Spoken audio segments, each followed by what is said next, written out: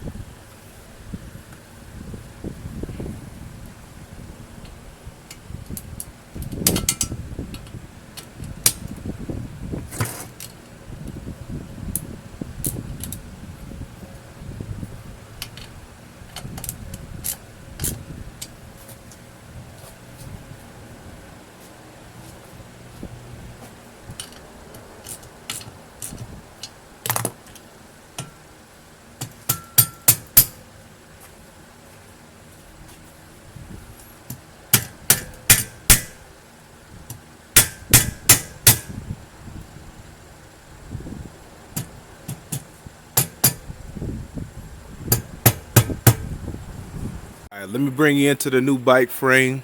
Now, probably a couple months back, I showed you the footage of the cut that I did. Now the frame is built. I did a triangle here, boom, boom. And let me come down here. So I'm gonna do a straight bar coming here. I already cleaned up the seat posts and the base. So let me bring you in, show you the fitting. It ain't perfect, but it's good enough for me. I'm gonna just fill that little gap with some weld, come back in, but it's looking good. And once I weld this up, I'm gonna show you the motor, throw the motor on there so you can see how it mounts up. Now you might be asking me why I put it in the front versus in the rear. One, so I could clear my pedals and I can still pedal the bike. Two, so that way I have more clearance. So that's why I'm adding a third post right here.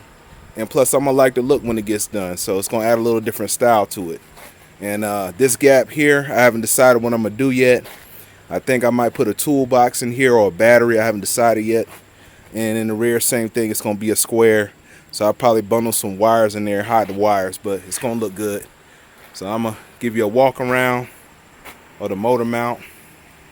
And I did it that way. I didn't want it permanent, so I could still move the mount and put it on another bike if I needed to. But this is gonna make it quick and easy.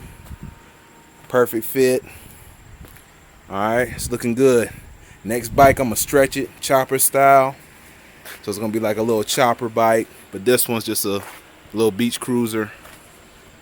All right, so we're gonna get this motor mount done today.